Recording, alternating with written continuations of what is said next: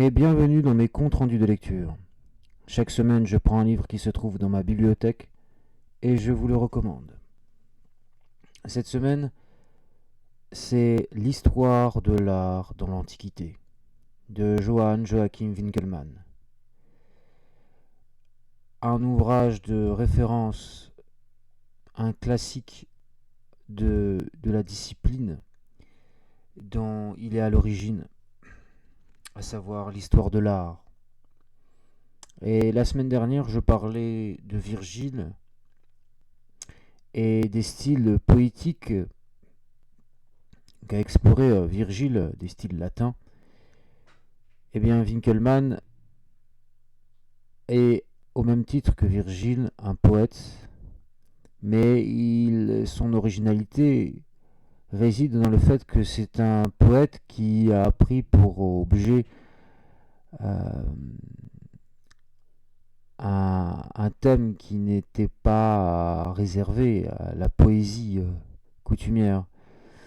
Euh, l'histoire. L'histoire de l'art. L'histoire. Winckelmann est un poète en prose. Il a formé une discipline, il a posé les jalons d'une nouvelle discipline qui est l'histoire de l'art. Une histoire de l'art qui, par ses règles et par ses conventions, se différencie de l'histoire en tant que telle. Et il le dit bien dans son ouvrage. Il fait bien cette différence entre histoire et histoire de l'art.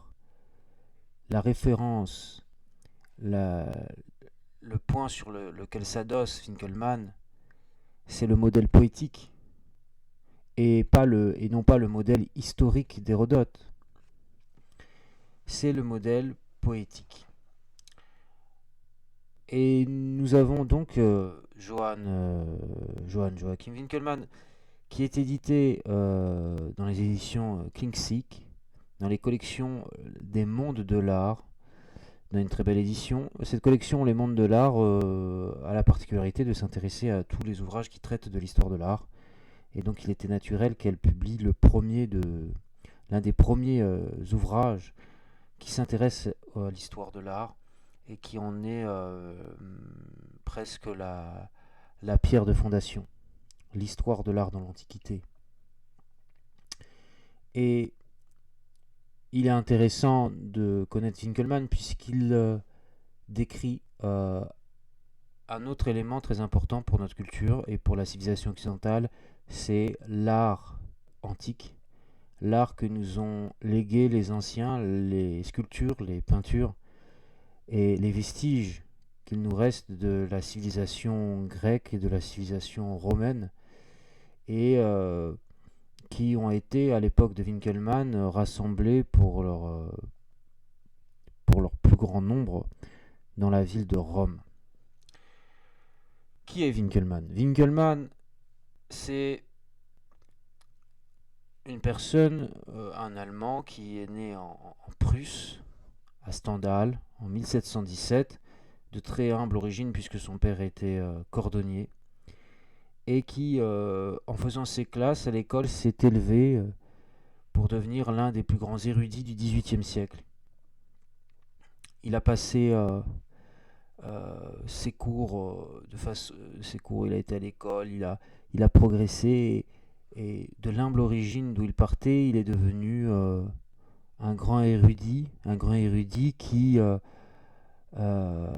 pouvait converser avec les grands de ce monde grâce à la seule force de son travail personnel et à la seule force de sa culture et de son savoir qui en faisait un homme recommandable pour tous les grands despotes éclairés de ce monde.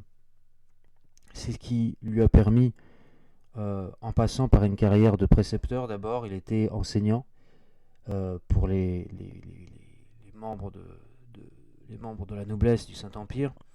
Il est ensuite devenu co-directeur de ce qu'on appelait et de ce qu'on appelle toujours maintenant en Allemagne un gymnasium, le gymnasium étant l'équivalent du lycée en Allemagne. Il était directeur d'école, donc il a une formation de pédagogue, et cette formation de pédagogue se ressent très bien dans l'ouvrage.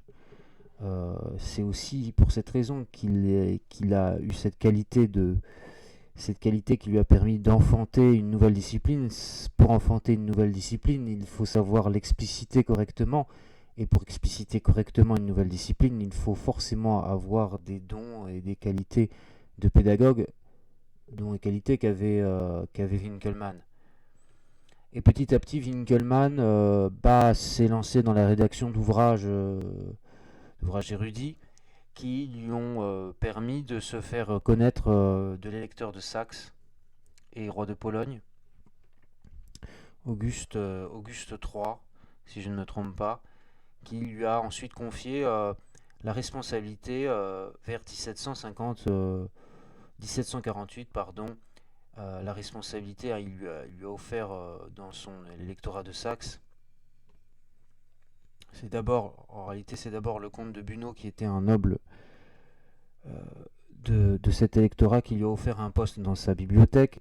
Et en fait, l'histoire de Winkelmann, c'est qu'il passe de protecteur en protecteur. Il a plein de protecteurs, mais ses premiers protecteurs sont des membres de l'aristocratie de l'électorat de Saxe. Et donc, il a d'abord été protégé par le comte de Bunau. Puis ensuite, il a été s'occuper de la bibliothèque de l'électeur de Saxe à Dresde. Et par la suite, le roi, l'électeur, à la fois électeur et roi de Pologne, Auguste III, a donné des subsides à Winkelmann pour que celui-ci s'exporte vers Rome et puisse montrer toute l'étendue de son talent en présence directe des œuvres de l'art antique, qui étaient peu nombreuses en Saxe, comme vous pouvez l'imaginer. Oui, donc c'est par la rédaction d'ouvrages qu'il a pu se faire signaler de ces grands personnages. Il a connu des succès d'édition qui ont satisfait la plus grande partie de la noblesse érudite du Saint-Empire romain. Mais c'est ensuite à Rome qu'il s'épanouit et qu'il commence la rédaction de l'ouvrage que je vous présente ici, l'histoire de l'art dans l'Antiquité. En réalité, il a déjà commencé la rédaction en 1750 de cet ouvrage en 1755, avant même de partir à Rome, et il la poursuit à Rome. Il poursuit cette rédaction à Rome, mais cette rédaction qui va durer 6 ans. 6 ans pour rédiger cette synthèse qui se propose de donner un cadre systémique à l'étendue des œuvres de l'art antique qui pour la plupart étaient seulement catalogués dans des ouvrages. Ils faisaient seulement partie d'une liste une liste énumérative de plein d'œuvres sans système de classification. La grande originalité de Winkelmann, c'est qu'il a classifié les antiquités, il leur a donné une logique de système, et il a appliqué la notion de style aux arts visuels. Il est l'un des premiers à avoir appliqué la notion de style, qui était d'abord réservée à la poésie ou à la rhétorique. Eh bien, Winkelmann a transposé cette notion de style aux arts visuels, aux sculptures et à la peinture. Et c'est en cela qu'il est couramment identifié comme le fondateur de l'histoire de l'art. C'est parce qu'il a appliqué un système qui est encore utilisé de nos jours, à savoir analyser les œuvres d'art par un système de classificatoire, et en leur attribuant à chaque œuvre un style. Donc chaque œuvre peut donc être regroupée dans un groupe, dans un style, et être plus facilement identifié, et plus facilement et ce qui fait que c'est plus facile depuis Winkelmann de se lancer dans la description d'une œuvre d'art car on a justement ce système de classification qui a été conçu par Winkelmann. Et donc il est à Rome. D'abord, il n'a pas de protecteur à Rome. Il essaye un peu de visiter Rome. Et ensuite, il est missionné. Il est très demandé, Winkelmann. Il est missionné à Florence pour faire le catalogue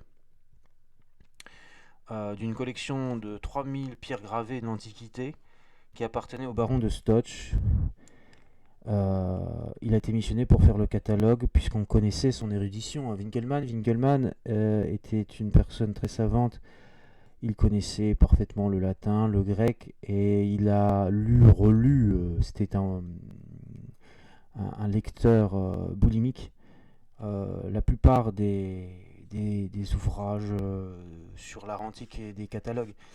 Euh, Winkelmann avec Winkelmann et, et avec Vasari, oui, l'un des fondateurs, c'est le premier à avoir appliqué la notion de style dans les arts visuels, c'est Vasari.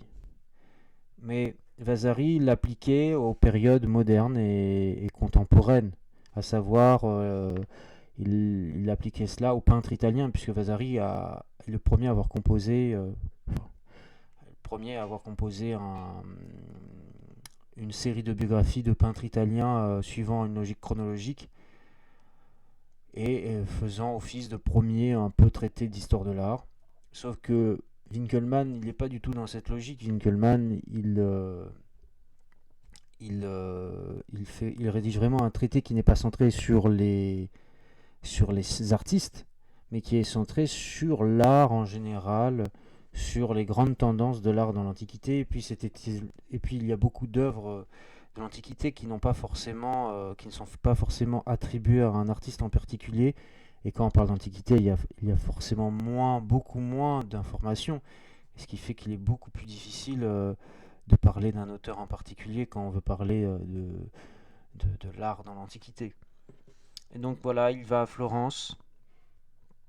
Et ensuite, eh bien, il revient à Rome et c'est là qu'il trouve un nouveau protecteur dans la personne du cardinal Alessandro Albani, un cardinal qui est un très grand collectionneur d'art antique, qui a beaucoup, beaucoup de sculptures chez lui, qui a l'une des plus grosses et plus vastes collections d'antiquités de Rome et du monde même, la collection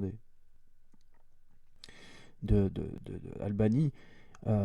Et Winkelmann est là pendant plusieurs années à être responsable de la bibliothèque du cardinal, à être un proche du cardinal Alessandro Albani. Il est protégé et il n'organise pas seulement le catalogue de la collection du cardinal, mais il va aussi visiter toutes les autres collections de Rome.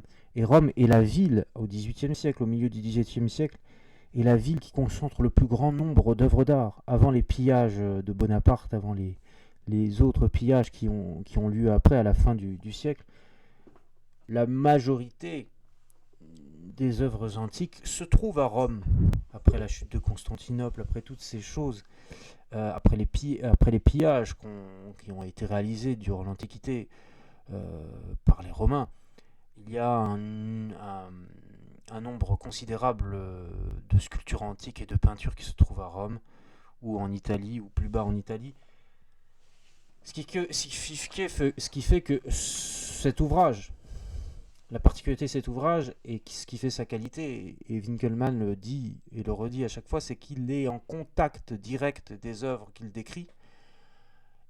Il les a vues, il les a regardées sous toutes les coutures et il peut en donner une description exacte. Et c'est ça aussi qui fait toute la qualité d'un récit d'histoire de l'art, c'est qu'il parle de façon poétique presque de la sculpture, qu'il la décrit avec une très grande précision. Et c'est ce qu'on attend d'un historien de l'art, c'est de décrire l'œuvre, la sculpture ou la peinture avec une très grande précision euh, pour l'interpréter au mieux. C'est ce que fait Winkelmann dans son histoire de l'art antique. Et il a eu aussi des rivaux, Winkelmann, de son vivant, et notamment le comte de Caylus, qui a lui aussi rédigé un ouvrage où il prend des positions différentes de Winkelmann et il refuse le système de Winkelmann. Mais on sait bien que c'est le système de Winkelmann qui a eu raison, de cette bataille, puisque le comte de Caylus pensait qu'il était impossible d'élaborer un système quant à l'histoire de l'art antique, puisque on avait tellement peu, il nous reste tellement peu d'ouvrages et d'œuvres de l'Antiquité qu'il est illusoire de vouloir concevoir un système et que ce système serait de toute façon faux, qui serait marqué par de trop nombreuses incertitudes.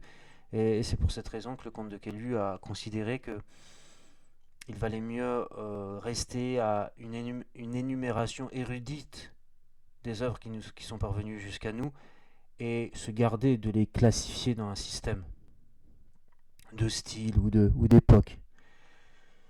Pourtant, le comte de Caylus fait une classification de l'art selon les peuples de la Méditerranée et classification de l'art qui est reprise par Winkelmann dans son ouvrage de l'histoire de l'art dans l'Antiquité. Car en réalité, voilà pour ce qui est de l'œuvre de Winkelmann, l'histoire de l'art dans l'Antiquité, son ouvrage, il le décompose en deux parties. La première partie, c'est un traité à la fois, c'est tout autant un traité d'histoire de l'art qu'un traité ethnographique, si j'ose dire, puisqu'il il donne une classification de l'art en fonction du peuple qui l'exerce. Et il donne 4 temps. Au lieu de 5 temps, il aurait voulu donner 5 styles différents, à la fois pour les peuples et pour l'art en tant que tel. Mais il a trouvé plutôt son équilibre sur 4 temps différents. Il aurait voulu se rapprocher des styles qui avaient été définis dans l'art poétique d'Aristote, qu'il prend pour référence, où les 5 actes qu'on trouve, les 5 actes ordinaires qu'on trouve dans une pièce de théâtre, mais il est resté sur donc 4 styles. Il a trouvé l'équilibre de l'histoire de l'art dans un système où il y a 4 périodes. Et pour que ce système vous soit plus clair, je vais laisser parler Winkelmann lui-même et comment il décrit la façon dont il voit l'histoire de l'art. Il le dit au tout début de son œuvre pour l'introduire. D'abord, je vous lis la dédicace de Winkelmann. Winkelmann est toujours resté très attaché à l'électeur de Saxe et au prince de la maison de Saxe, puisqu'ils ont été ses premiers bienfaiteurs. Et c'est pour cette raison que même s'il est à Rome et même s'il a trouvé un nouveau protecteur dans la personne du cardinal Alessandro Albani, il n'oublie pas ses premiers protecteurs et il dédicace son œuvre non pas à Alessandro Albani, mais au jeune prince électeur de Saxe, enfin au jeune prince, il a une quarantaine d'années, Frédéric Christian, qui va mourir peu de temps après. Je ne sais pas pour quelle raison, mais il va mourir à 41 ans. Il réserve sa dédicace à ses premiers protecteurs, au prince de Saxe. Donc je vous lis la dédicace et après je vous lis l'introduction qui résume la pensée de Winkelmann et ce qu'il veut donner comme impulsion à la nouvelle discipline qu'il prétend, enfin qu'il n'a jamais prétendu fonder une nouvelle discipline, c'est plutôt la postérité qui lui a attribué la création de l'histoire de l'art en tant que telle. Mais à cette nouvelle façon qu'il a de vouloir décrire, non plus de façon érudite, mais en appliquant un système clair, la genèse de l'art de l'Antiquité. Alors il dédie son ouvrage comme cela. Au sérénissime prince et seigneur, le seigneur Frédéric Christian, prince royal de Pologne et de Lituanie, duc de Saxe, Julier, Clèves, Berre, Angers et Westphalie, archimaréchal et prince du Saint-Empire romain, landgrave de Thuringe, margrave de Missa, ainsi que de la Haute et Basse Lusace, purgrave de Magdebourg, prince-comte de Henneberg, comte de la Marque de Ravensburg, Barbie et Hanau, seigneur de Ravestin, à mon très gracieux seigneur. prince sérénissime. Très gracieux Seigneur, après les prémices de mes travaux romains en langue allemande, que votre Altesse royale a gracieusement daigné accepter, je me présente avec des fruits artistiques plus mûrs, lesquels, premiers dans leur genre, ont grandi au sein de l'Antiquité et des arts, et se sont nourris et perfectionnés sous ce ciel qui m'est propice. C'est pourquoi ce travail espère avoir la chance d'être honoré de quelques attentions, puisqu'en votre Altesse royale, il trouve un profond connaisseur et juge de son contenu, en vertu de la connaissance qu'elle a acquise à travers la contemplation des œuvres de l'art ancien et moderne pendant une année entière à Rome, et en considérant la haute faveur et la grâce qu'elle m'a témoignée avec la plus profonde vénération, je leur confie moi-même et cet écrit de votre Altesse royale, le très humble serviteur Johann Winkelmann. Et Winkelmann a raison de dire que le prince électeur est un fin connaisseur. En réalité, non seulement le prince électeur de Saxe est un fin connaisseur de l'histoire de l'art dans l'Antiquité, mais tous les princes de l'Europe sont des fins connaisseurs, du moins toute l'aristocratie enfin, qui reçoit une culture selon leur rang, connaissent. C'est l'époque où on redécouvre Pompéi et Herculanum. C'est l'époque des Lumières, c'est le siècle des Lumières, mais c'est aussi l'époque d'un renouveau incroyable pour ce qui est de la redécouverte des antiquités. Ce n'est pas les textes là qui sont concernés. Le XVIe siècle, la Renaissance, ça a été le grand temps de la redécouverte des textes de l'Antiquité. Là où le XVIIIe siècle serait plutôt le siècle de la redécouverte des sculptures et de l'art de l'Antiquité. Le XVIIIe siècle serait la redécouverte des sculptures et de l'art de l'Antiquité, notamment grâce à la découverte des ruines de Pompéi et d'Herculanum, qui avaient été ensevelies par l'éruption du Vésuve. Et c'est au début du XVIIIe siècle qu'il y a une effervescence autour de ces découvertes, qu'il y a une très très grande excitation autour de ces découvertes, et que dans la foulée, on organise ce qu'on appelle le Grand Tour. Les membres de l'aristocratie se ruent vers l'Italie pour faire la découverte de ces vestiges que nous ont laissés les civilisations grecques et romaines, pour scruter, regarder les œuvres de l'Antiquité qui sont conservées à Rome, et aussi pour visiter ces cités qui sont en train d'être déblayées à Herculanum et à Pompéi. Et donc c'est dans cette atmosphère de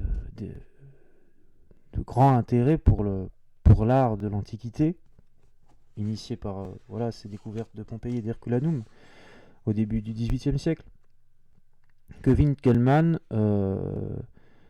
explicite son nouveau système pour classifier les œuvres d'art de l'Antiquité qu'on est en train de redécouvrir à ce moment-là. Que dit-il ? L'histoire de l'art chez les anciens que j'ai entrepris d'écrire n'est pas une simple relation chronologique des changements qui la constituent, car je prends le mot « histoire » dans sa signification étendue, celle qu'il a dans la langue grecque. Et mon intention est de donner un essai de système doctrinal. C'est ce que j'ai tenté de réaliser dans la première partie, celle qui traite de l'art chez les peuples anciens, chez chacun d'eux en particulier, mais principalement de l'art chez les Grecs.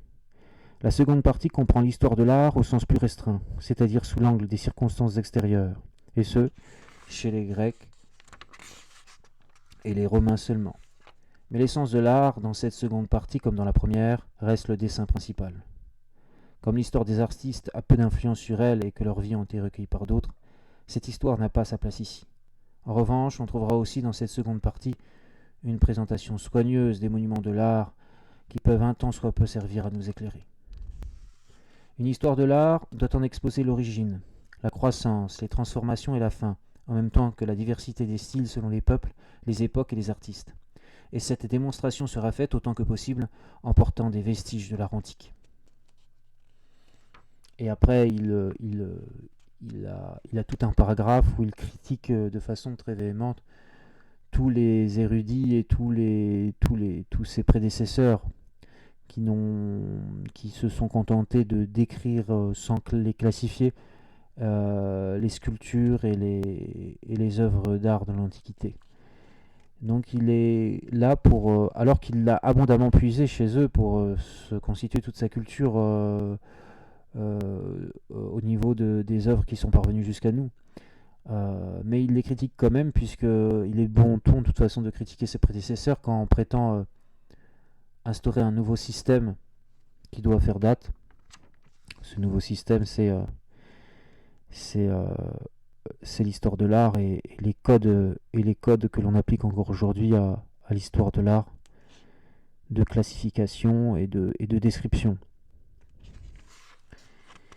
Et donc, Winkelmann commence sa première partie, son ouvrage est divisé en deux parties, par la classification des peuples. La classification des peuples.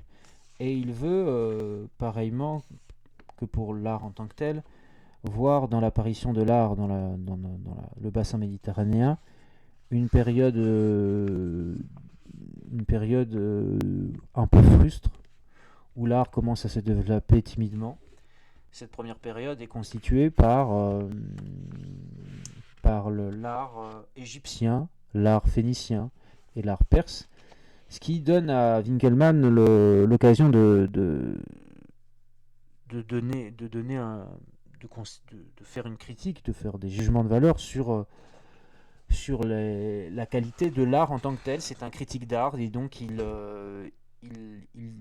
quand il dit que l'art égyptien est un art frustre, quand il dit que l'art des Perses est un art frustre, et bah c'est son parti pris et c'est sa façon qu'il a de classifier aussi, d'établir une hiérarchie entre les peuples. Et donc il associe un art à un peuple. Et il a aussi des réflexions déterministes, c'est-à-dire qu'il explique euh, la plus ou moins grande qualité d'un chef-d'œuvre par son origine et par l'origine de ceux qui l'ont sculpté.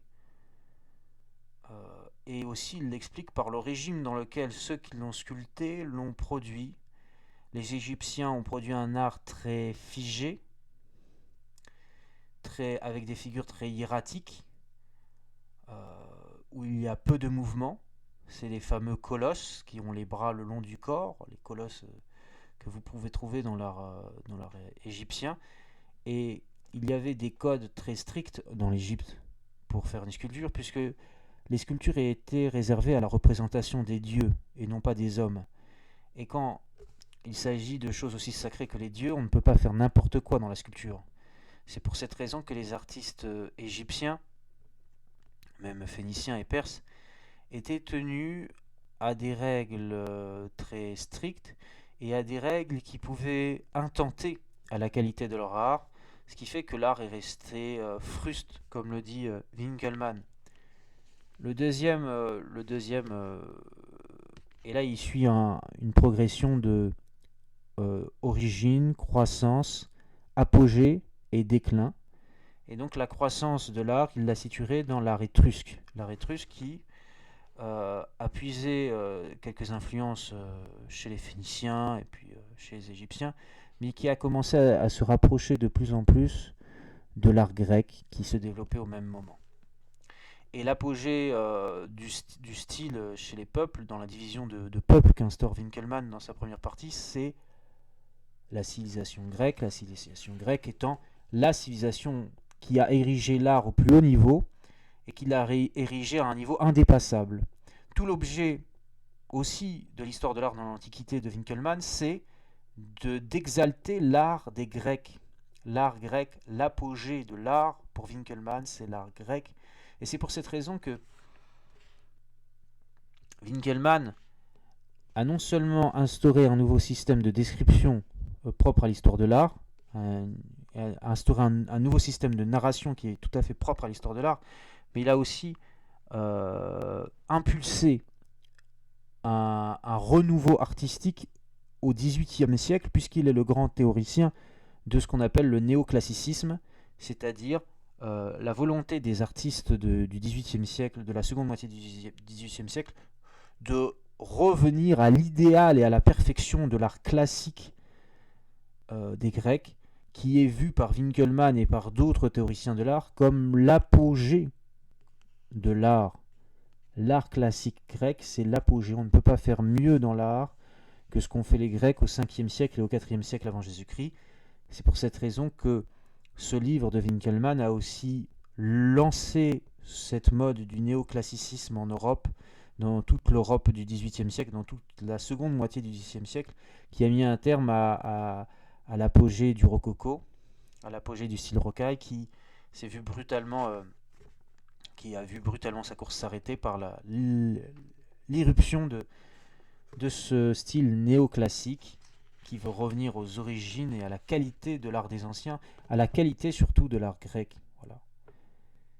L'art grec est l'art le plus parfait pour Winckelmann, et c'est pour ça qu'il entoure son livre d'autres civilisations, les Perses, les Égyptiens, les Romains, mais le cœur de son propos, c'est l'art des Grecs. Le but à atteindre, c'est l'art qu'ont fait les Grecs, c'est l'art indépassable, c'est l'art qu'il faut imiter, et Winckelmann pense qu'on n'est plus capable de faire et de reproduire la perfection de l'art grec, de l'art des Grecs de l'époque classique des 5e et 4e siècles. C'est l'apogée indépassable de l'art antique. Et donc il est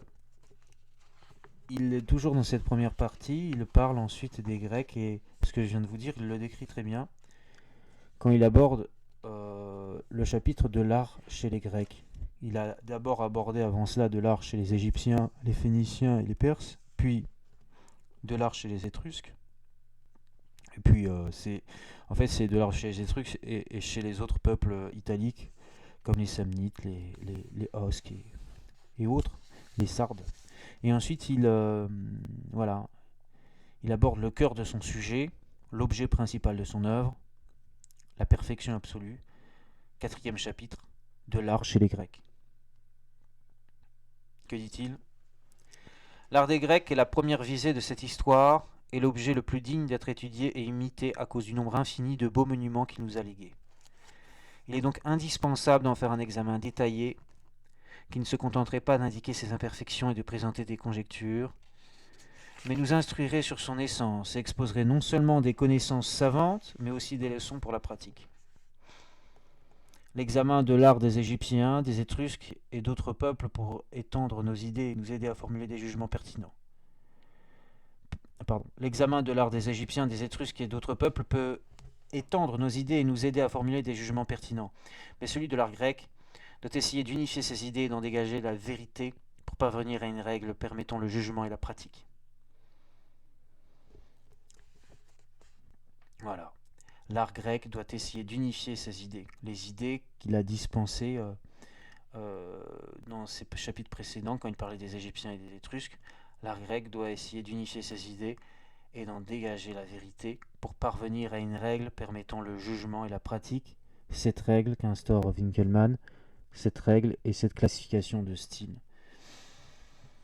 C'est pour cette raison ensuite qu'il aborde l'art chez les Romains comme une période de déclin. C'est le déclin inévitable de tout processus artistique qui se joue dans l'Antiquité par l'art des Romains, qui ne font qu'imiter l'art des Grecs et en moins bien. Et donc après les 5e et 4e siècle, pour Winckelmann, il y a une décadence de l'art qui se perpétue jusque chez les Romains. Winckelmann est reconnu pour être un précurseur, mais il a fait de très nombreuses fautes dans son ouvrage, et il a souvent pris et considéré des copies romaines comme de véritables originaux grecs. C'est le cas du Laocoon, c'est le cas de l'Apollon du Belvédère, ou du torse d'Hercule, qui sont tous des copies romaines. Il faut savoir que tous les marbres blancs que vous voyez dans les musées, ce ne sont que des copies romaines d'originaux en bronze grec. Des originaux en bronze grec, il y en a dans le monde très peu. En tout cas, les plus gros bronzes grecs qui nous sont conservés, il n'y en a que 5 dans le monde qui ont été découverts. Ils ont souvent été découverts cachés, et ils ont été sauvés par le temps, par le fait qu'ils n'étaient inconnus, qu'ils avaient été cachés parce ils étaient dans un bateau et qu'ils ont été trouvés ensuite dans l'eau, soit parce que, comme à Delphes, avec l'orige de Delphes, ils ont été détruits par un séisme ou un tremblement de terre et ils ont été cachés à la vue de tous pendant des siècles et des siècles. Et ils n'ont été découverts que récemment. C'est pour cette raison que les bronzes sont très rares. Pour quelle raison les bronzes sont très rares? Puisque avec les vicissitudes du temps, ils ont été pour la plupart fondus, puisque le bronze avait d'autres utilités que la sculpture. Il servait notamment aussi à fabriquer des armes. Et donc la plupart des bronzes ne sont pas parvenus jusqu'à nous. Les marbres parviennent assez facilement jusqu'à nous, puisqu'ils ont moins de...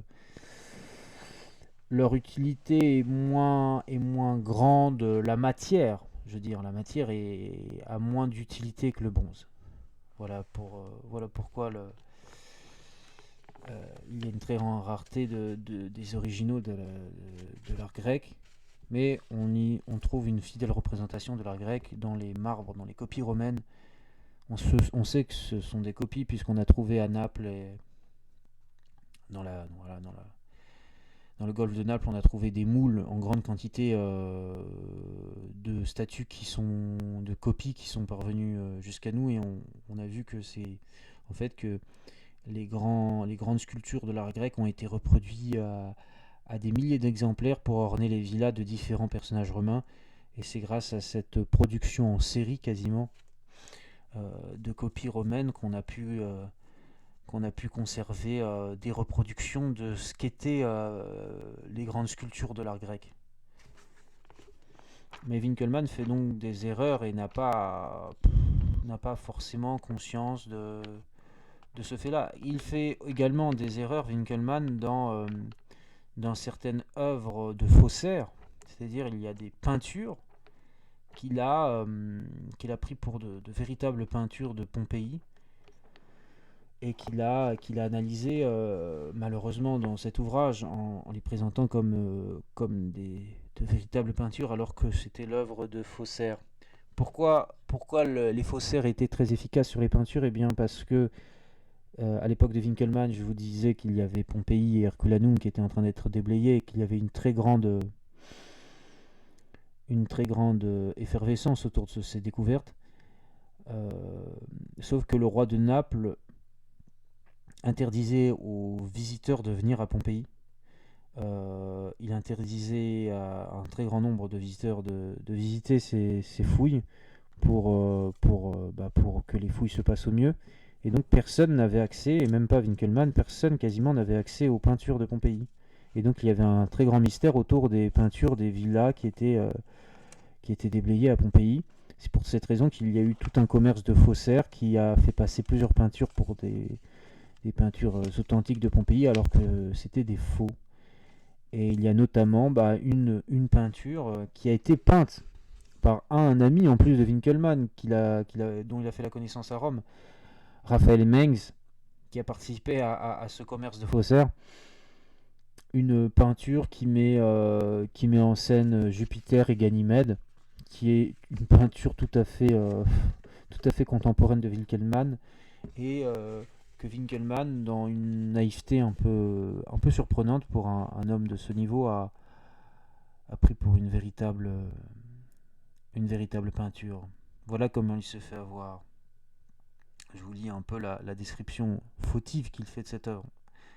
Ouais, parce que Winkelmann se fait aussi avoir. Alors que pendant une longue période on avait découvert à Rome et aux alentours aucune peinture antique en bon état de conservation, et qu'il restait peu d'espoir d'en trouver, on vit apparaître en septembre de l'an 1760 une peinture d'une qualité telle qu'on n'en avait jamais vu jusque-là, éclipsant même les peintures d'Herculanum alors connues. Il s'agit d'un Jupiter assis couronné de lierre. Celui d'Hélice avait une couronne de fleurs. S'apprêtant à embrasser Ganymède, qui lui tend, de la main droite, une coupe agrémentée d'ornements reliefés, de la main gauche, un récipient, dans lequel il servait au dieu de l'ambroisie. Cette peinture a 8 palmes de haut et 6 de large. Les deux figures sont de grandeur naturelle, Ganymède ayant la taille d'un jeune homme de 16 ans. Il est complètement nu, tandis que Jupiter l'est jusqu'à la ceinture, le reste étant recouvert d'un drap blanc, tandis que ses pieds reposent sur un tabouret. Le favori de Jupiter est sans conteste une des plus belles figures que nous ait légué l'Antiquité, et je ne trouve rien de comparable à son visage. Une telle volupté s'épanouit sur ce visage que son expression entière semble n'être qu'un baiser. Cette peinture fut découverte par un étranger qui s'était établi à Rome 4 ans auparavant, le chevalier Diel de Marzilly, originaire de Normandie, autrefois lieutenant des grenadiers de la garde du roi de France. Il la fit enlever en secret de l'endroit où elle se trouvait sur un mur, et comme sa volonté de garder secrète cette découverte ne permettait pas de scier le mur et de conserver la peinture intacte avec celui-ci, il fit détacher par morceaux la couche supérieure du revêtement mural, et ce précieux trésor ainsi morcelé put être transporté jusqu'à Rome. Par crainte d'être trahi et pour éviter toute réclamation, il fit appel à un maçon qui travaillait dans sa maison et lui fit faire un support en plâtre sur lequel il assembla lui-même les morceaux. Vous voyez à quel point Winkelmann a été berné par une histoire farfelue et grotesque. Il l'a même reproduit dans son livre, cette histoire farfelue et grotesque. Ce qui prouve que même un homme d'une qualité et d'une érudition pareille pouvait parfois manquer d'intelligence et pouvait parfois être frappé d'une très grande naïveté. Cette histoire est tout à fait rocambolesque et c'est étonnant que Winkelmann ait pu vraiment la croire au point même de l'inscrire dans son ouvrage phare. Mais heureusement que cette humiliation, puisque c'est une humiliation ensuite, quand Winkelmann l'a appris, c'est pour cette raison qu'il a aussi fait rééditer son ouvrage de l'histoire de l'art dans l'Antiquité, qui a connu une réédition post-mortem, où certainement cette erreur n'apparaissait plus, mais vous voyez à quel point on peut ruiner la réputation d'un grand critique d'art. Winkelmann était oui, un grand critique d'art. Et puis, il rédigeait cet ouvrage. Il a rédigé cet ouvrage pendant 6 ans sous la protection du cardinal Albani. Et il était également, quand des amis du cardinal venaient à la Villa Albani, dont la construction s'est vraiment finalisée au moment où Winkelmann résidait à Rome, eh bien, il servait de Cicérone, Winkelmann. Il faisait visiter, c'est-à-dire qu'il faisait visiter la ville de Rome aux visiteurs et aux amis du cardinal, avec son expertise et son érudition sur la ville de Rome, il donnait des interprétations précieuses aux invités et à tous ces jeunes nobles qui venaient faire leur grand tour et qui passaient par Rome. Et donc vous aviez l'archétype du conservateur de musée, l'archétype de l'archéologue, la légende Winkelmann qui servait de guide personnel à quelques aristocrates qui avaient la chance d'être accueillis par le cardinal Alessandro Albani. Et donc Winkelmann leur faisait visiter les collections Borghese, les collections du Vatican, les collections Ludovisi. Voilà, toutes les grandes collections se trouvaient à Rome. Et Rome, bien entendu, et l'Italie était l'objet de toutes les convoitises des nations du Nord qui n'avaient pas la chance de conserver dans leur sein une aussi grande quantité d'ouvrages et d'œuvres antiques. C'est pour cette raison que Napoléon a été très féroce sur les réquisitions qu'il a appliquées à l'Italie quand il a vaincu les Autrichiens et les Italiens dans sa campagne d'Italie. Et puis voilà. Donc voilà, on a le Winkelmann qui se fait berner en raison de la politique restrictive qu'applique le roi de Naples sur les découvertes de Pompéi. Il ne veut pas que le grand tour s'invite à Herculanum et à Pompéi, puisqu'il veut que tout soit déblayé correctement et que les visiteurs n'interrompent pas les travaux des archéologues. L'archéologie est née avec Pompéi. La discipline archéologique est née de la découverte de Pompéi et d'Herculanum. Il n'y avait pas de discipline archéologique en tant que telle. Vous voyez donc, l'histoire de l'art est née au XVIIIe siècle, au moment où il y a une redécouverte de l'histoire des ouvrages d'art antique plus grande que dans les époques précédentes, parce que bien entendu qu'on a découvert des statues et des sculptures avant le XVIIIe siècle, mais le fait qu'on a eu Pompéi et Herculanum, il y a eu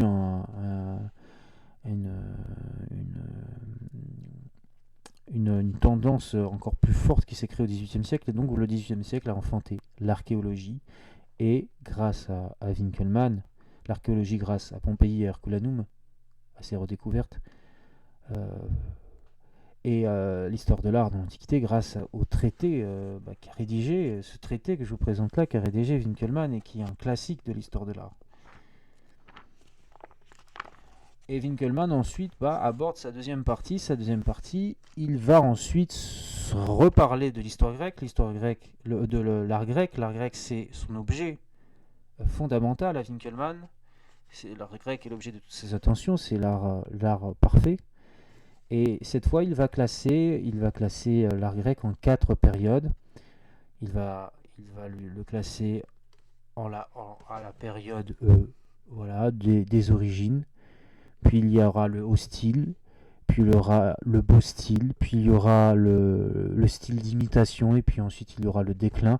C'est comme ça que Winkelmann voit l'art grec, puisque pour Winkelmann, il n'y a pas d'art romain à proprement dit. Les Romains n'ont pas d'art.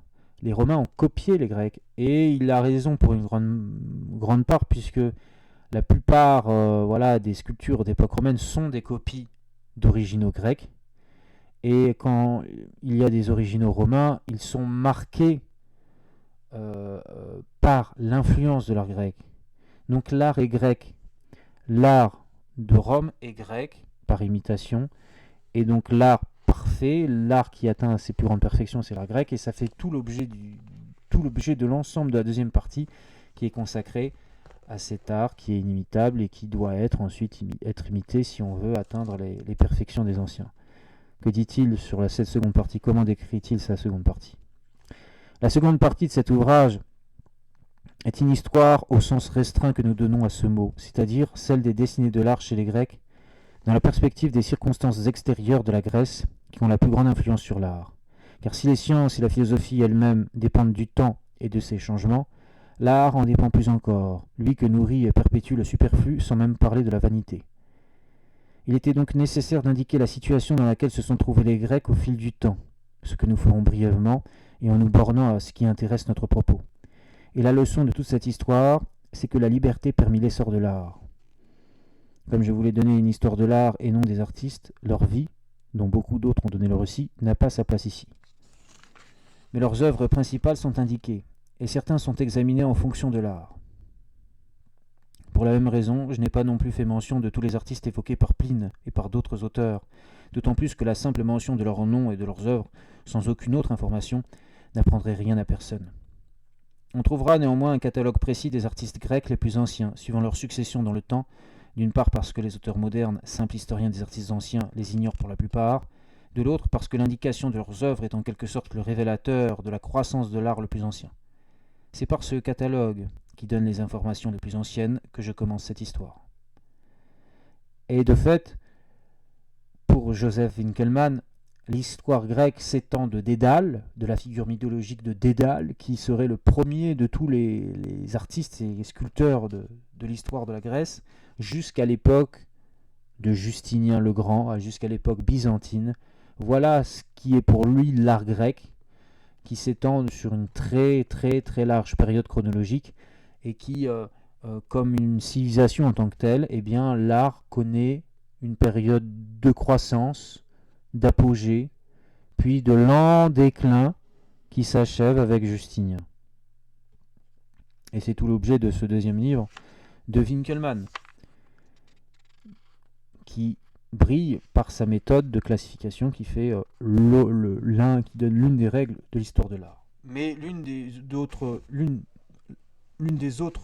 des autres codes de cette nouvelle discipline qu'est l'histoire de l'art, c'est de décrire avec une très grande virtuosité et avec beaucoup d'emphase les sculptures que l'on a sous les yeux. Et Winkelmann est un maître en la matière. Il sait décrire parfaitement les sculptures qu'il a sous les yeux. D'ailleurs, le livre qui est là vous donne plein d'images, est très précieux. Il y a beaucoup d'images de sculptures. Les sculptures dont parle Winkelmann ne sont pas toutes figurées par des images, puisque en un paragraphe, il cite parfois une dizaine de sculptures différentes ou d'œuvres d'art.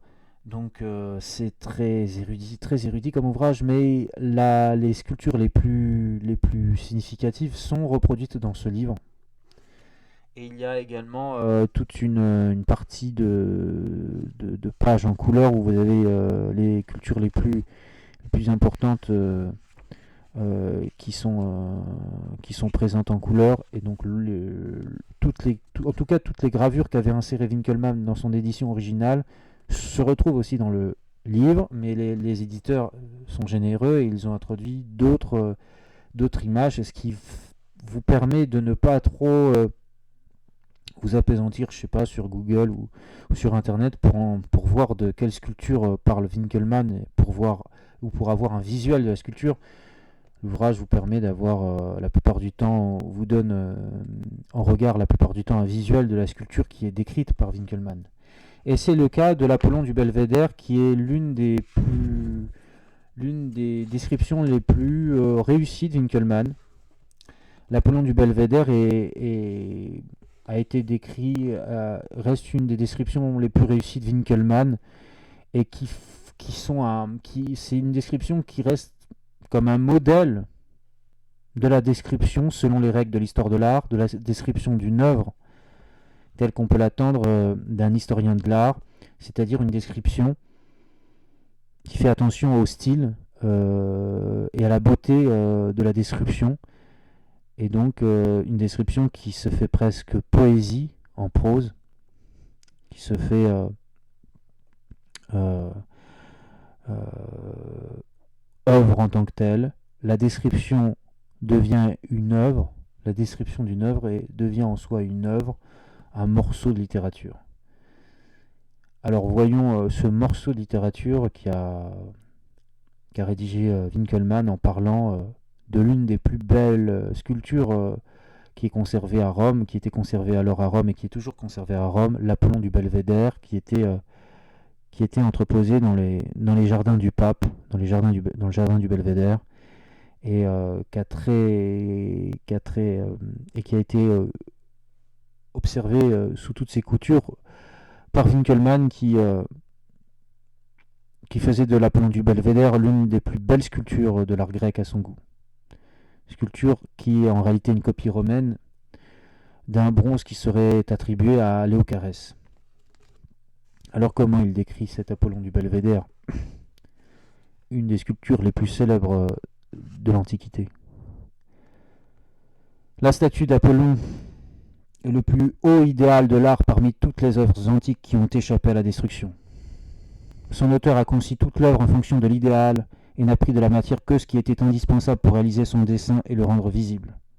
Cet Apollon surpasse autant les autres représentations de ce dieu que l'Apollon d'Homère, celui qui est dépeint par les poètes suivants. Cet être est au-dessus de l'humanité et son attitude témoigne de la grandeur qui le remplit.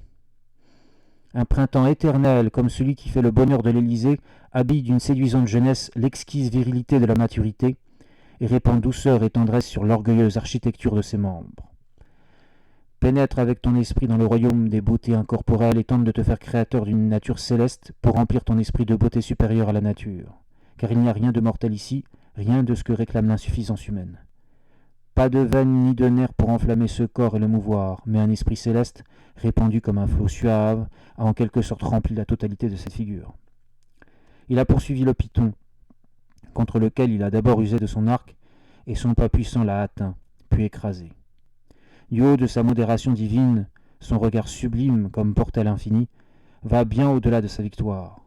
Du mépris habite ses lèvres, et le courroux, qu'il retient en lui, gonfle ses narines, remonte jusque dans son front superbe. Mais la paix irradiant ce front d'une bienheureuse quiétude n'en est nullement affectée, et son œil est plein de douceur, comme lorsqu'il est parmi les muses qui cherchent à l'enlacer. Dans aucune des images qui nous sont restées du Père des dieux que l'art honore, celui-ci n'approche la grandeur dans laquelle il s'est manifesté à l'esprit du divin poète, comme ici dans le visage du Fils, et les différentes beautés des autres dieux se rassemblent ici et s'unissent comme chez Pandore. Le front de Jupiter, gros de la déesse de la sagesse, et des sourcils dont le mouvement déclare la volonté, les yeux noblement arqués de la reine des déesses, et une bouche formée comme celle qui a inspiré la volupté au bien-aimé Brancos.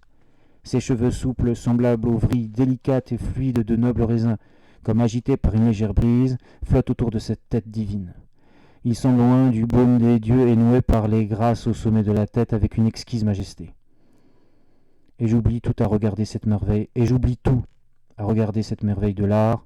Je prends moi-même une noble pause pour la contempler avec dignité. Ma poitrine semble s'élargir avec respect et se soulever comme celle que je vois gonflée par l'esprit prophétique. Je me sens transporté à Délos et dans les bois de la Lycie qu'Apollon honora de sa présence, car mon image semble s'animer et se mettre en mouvement comme la beauté de Pygmalion. Comment la peindre et la décrire? L'art lui-même devrait m'assister et conduire ma main pour achever les traits que je viens d'ébaucher. Je dépose à ses pieds l'image que j'ai donnée de cette statue, comme les couronnes de ceux qui n'ont pu atteindre la tête des dieux qu'ils voulaient couronner.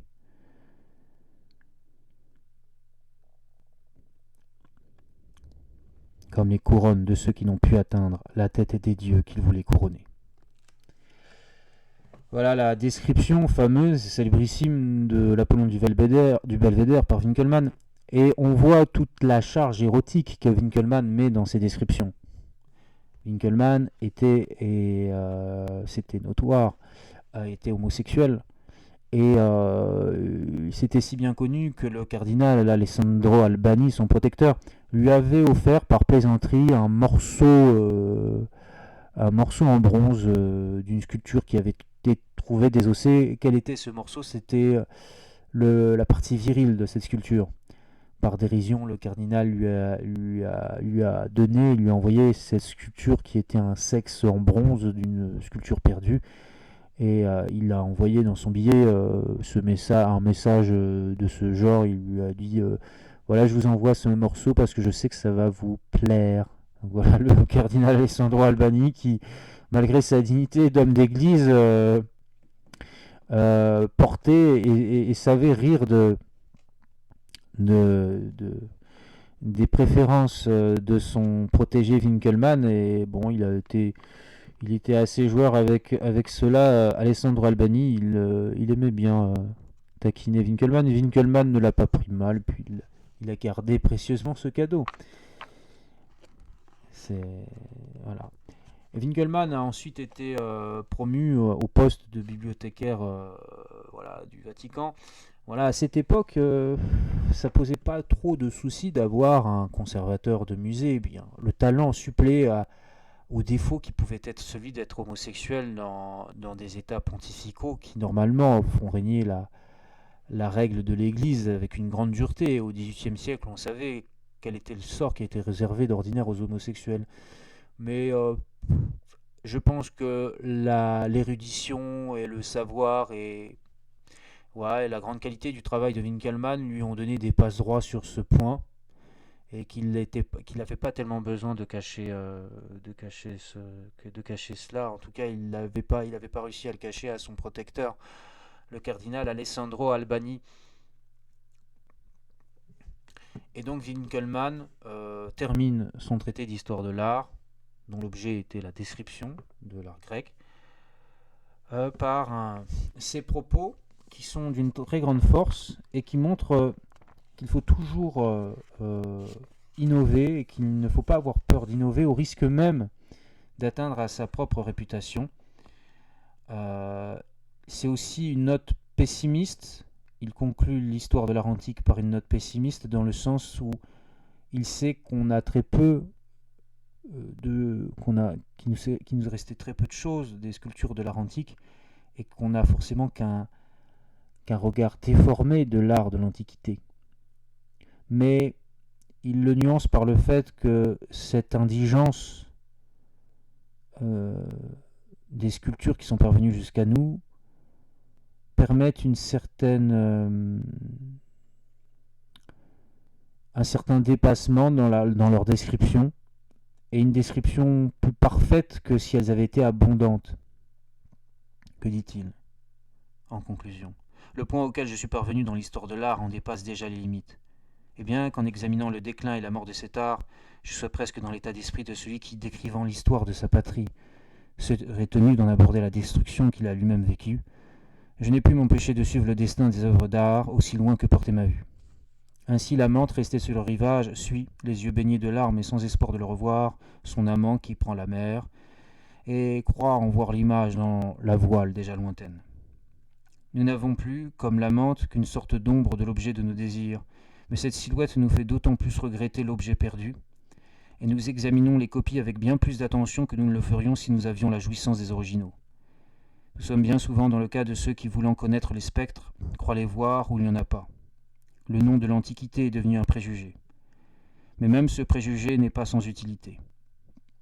Que l'on se propose de trouver beaucoup, et l'on cherchera beaucoup pour apercevoir quelque chose. Si les anciens avaient été plus pauvres, ils auraient mieux écrit sur l'art. Nous sommes, par comparaison, comme des héritiers mal lotis. Mais nous retournons chaque pierre et, par les conclusions que nous tirons de nombreuses pierres isolées, nous parvenons au moins à une certitude hypothétique qui peut être plus instructive que les récits légués par les anciens, car ces récits, à l'exception de quelques vues pénétrantes, sont purement historiques. On ne doit pas avoir honte de chercher la vérité. Sa propre réputation dut-elle en souffrir, et les erreurs de quelques-uns sont nécessaires pour que beaucoup trouvent le bon chemin. Les erreurs de certains sont nécessaires pour que beaucoup trouvent le bon chemin, et en effet, Winckelmann a donné un chemin à l'histoire de l'art, un chemin qui se poursuit et qui garde de façon immortelle son héritage, qui est le système de classification, qui est un système obligé maintenant quand on veut parler d'histoire de l'art. On est obligé de situer une œuvre dans un temps, dans un style, à une époque. Et ça, c'est l'héritage de Winckelmann. Ça, c'est l'héritage irremplaçable de Winckelmann. Winckelmann qui, ensuite, rédige de nouvelles versions de son œuvre, mais qui va quitter la vie avant. Et puis l'image de couverture que vous avez est une image, est une peinture d'hommage qu'a réalisé son grand ami Raphaël Mengs, grand peintre de la période néoclassique. Mengs, qui a réalisé en 1774, 7 ans après la mort de Winckelmann, cette peinture qui devait rendre hommage à son ami. Winckelmann est mort à Trieste. Il a été assassiné par un garçon de café qu'il fréquentait apparemment. C'est ce que l'enquête disait. Je ne sais pas. Winckelmann a montré des pièces d'or à cet homme et on pense que le mobile du meurtre, cet homme est rentré dans l'appartement de l'auberge de Winckelmann. Winckelmann était déjà célèbre à l'époque, mais il voyageait incognito. Et donc on ne sait pas quelle a été la raison de cet assassinat, mais soit Winckelmann a fait des avances à cet homme, voilà, soit cet homme a voulu le tuer pour prendre les pièces, mais les pièces n'ont pas été volées après l'assassinat de Winckelmann. Winckelmann a donc été poignardé dans son appartement par cet homme, et après cet homme s'est enfui, cet homme dont il avait confiance apparemment, et il est mort le lendemain puisque personne n'a pu le sauver des plaies qui ont été ouvertes, qui lui ont été fatales.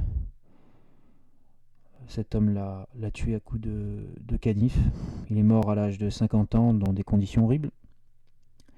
Et son assassin, on ne sait pas on ne connaît pas son mobile, mais il a été très rapidement ensuite tué, lui aussi condamné à mort, même si Winckelmann apparemment lui avait pardonné dans son testament qu'il a rédigé rapidement, juste après avoir été victime de cette agression. Il a rédigé, semble-t-il, son testament alors qu'il se vidait de son sang. L'assassin a été roué, a connu un supplice qui était très dur à l'époque, le supplice de la roue. Il a été tué et démembré. Et donc Winckelmann, ce n'est pas cela qu'on retient de Winckelmann, c'est son héritage dans l'histoire de l'art, c'est sa passion qu'il a transmis à d'autres, c'est ce goût qu'il a donné à plein de successeurs et d'abord aux écoles en Allemagne pour fonder cette nouvelle discipline et pour donner déjà un cadre avant l'heure à ce qu'on va appeler le patrimoine, donner un cadre aux musées qui commencent à se constituer dans toute l'Europe et à s'institutionnaliser, donner un cadre à la fois à ceux qui vont conserver le patrimoine et à ceux qui vont le découvrir. Winckelmann est un point essentiel dans le moment un moment d'analyse et d'auto-analyse de notre civilisation, le regard que porte Winkelmann sur l'art qui est constitutif de notre civilisation aussi, la sculpture, la peinture de l'Antiquité, c'est un jalon essentiel dans notre culture et dans l'histoire de notre civilisation. C'est l'histoire de l'art telle qu'elle a été et telle qu'elle est née au XVIIIe siècle.